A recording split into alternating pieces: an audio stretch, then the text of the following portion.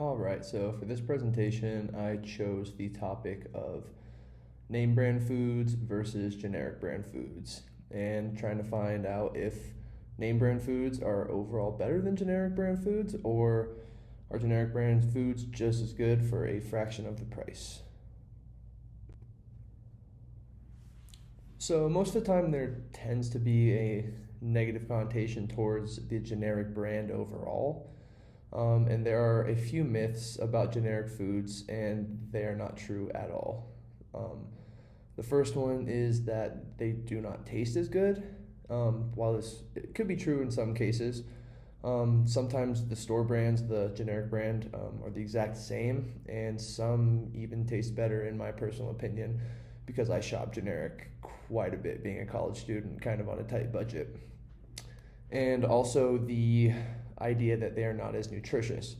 Um, this is far from the truth, and you guys will see this in the next 6 or 7 slides. I put some side by sides of different food brands, specifically the Great Value brand at Walmart compared to their counterpart as the national brand. And someone who takes good care of themselves, who's super into fitness, I'm a certified personal trainer.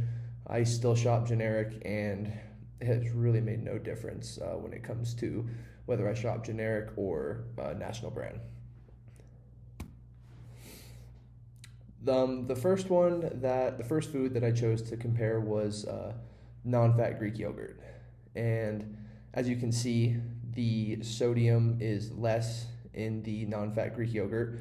It is 10 calories more in the non-fat Greek yogurt from the Great Value brand, but because it has 2 more grams of carbs and there's a little bit more sugar, but as you can see in the ingredients, it's pretty much the same thing. And most of the time, unless you're kind of tracking your food, that kind of thing, 10 calories isn't really gonna make that big of a difference at the end of the day. And at the top, you can see the price comparison. It's it's a little over $3 cheaper to get the Great Value brand. And if you buy this on a weekly basis, that can add up significantly, whether you're a college student or if you are a family trying to if you're a parent trying to support your family, that can make a big difference from week to week. Next, I chose penne pasta, the Great Value brand versus Barilla, which is a popular, well-known brand. And it's literally the same. There's no difference. The fat is the same. Carbs are the same. Protein's the same. Fiber is the same. There's 1 gram difference, but at the end of the day, that's not that big of a deal. Calories are the same. Serving size is the same. And it's almost a whole dollar cheaper. And if you're trying to feed a family, that can also go a long way. Next one is frozen broccoli. This goes for pretty much all frozen vegetables. I just had a limited time, so I didn't want to do all of them. But I did the Great Value broccoli florets versus the Steam Fresh Bird's Eye broccoli florets. And once again, these are the exact same. There's actually less sodium by 10 milligrams in the Great Value brand. Everything else is the same. Actually, protein is a little bit higher in the Great Value brand, and it is significantly cheaper to get Great Value. And also, just going forward, I did pick same size bags, so everything is like the same when it comes to the foods I'm comparing. They are like the same exact size bags. So, and you get an extra half a serving out of the frozen broccoli from Great Value. The next one is oatmeal. Pretty big price discrepancy here. About $1.70-ish difference. And same calories, same serving size, same sodium, 0. Carbs are the same, protein's the same, and there's actually half a gram less fat in the Great Value old-fashioned oats than the Quaker oats, and everyone knows Quaker oats. So Pop-Tarts, it definitely isn't the healthiest option, but if this is something you like to include in your daily food, or you can always enjoy in moderation. The price discrepancy is pretty crazy. These are actually the one that wasn't the same. The big value pack is the biggest one I could find. It was 12 pack on Walmart's website. It's two less Pop Tarts in the Great Value and the name brand Pop Tarts. The calories are a little bit different here. 30 calories, which once again is not a huge deal. There's less sodium in the Great Value ones. There's a little more fat. One more extra gram of protein, even though you're probably not eating Pop Tarts for protein. But 30 calories for just saving that much money on something you enjoy is not that big of a deal. And I've actually bought in the Great Value Pop Tarts a handful of times, and I actually enjoy them. They're pretty good. And the next one is jasmine rice. When you're feeding yourself as a college student or you're feeding a family, rice can go a long way. It's good, and there is 20 more calories per serving in the Great Value brand, but everything else is pretty much the same. There's really no difference. You can see the ingredients at the bottom. It's just jasmine rice for the ingredients, and it's $2 cheaper for a 5-pound bag. So when you're trying to feed a family, saving that $2 on a big 5-pound bag of rice it's a big deal. It can go a long way. Lunch meat. Easy, quick to make sandwiches. For your children's lunches, for your lunches as rushing around as a college student from work and everything.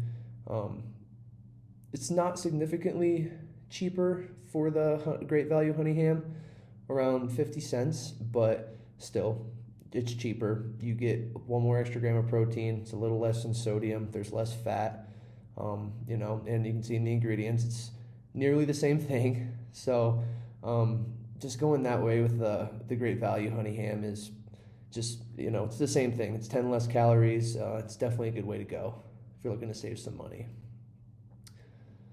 And then the white bread for your sandwiches. It's a big part of the American diet is eating bread. And the Great Value bread is $1.20 cheaper, roughly. It's less calories per 2 slices. It is 10 less grams with the Great Value bread, but there's half a gram less fat. When it comes to the sodium content, there is less sodium per 2 slices, just probably because it's a little bit smaller, but you are saving $1 per loaf, which is, goes a long way as well when you're stacking up the groceries in the cart. Saving, these $2, 50 cents throughout all these products, it's going to save you almost $10 by the end of your grocery bill if you're just getting these products alone. So overall, the conclusion is shopping generic is not bad. The items shown in the previous slides, there's really no reason to shed a negative light on these cost-friendly food items. When you're trying to feed a family, trying to feed yourself, saving money, it's, save money where you can, especially how expensive everything is nowadays. Saving money where you can is a big deal. And, it might differ in taste slightly, but people need food to survive and thrive on a daily basis to function optimally. And as I've mentioned before, the generic brand can sometimes even taste better than the name brand. And that's just for personal preference and personal experience. So let's get into why are these name brand foods more expensive? Like sometimes $2 to $5 more expensive than these generic brands. You're essentially helping them pay for their marketing. Generic food brands don't need to pay for marketing.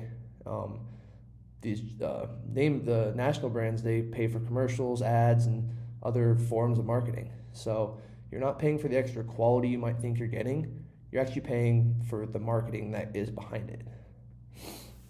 And generic brands, they don't have to do that. So, you're really helping pay for their marketing at the end of the day.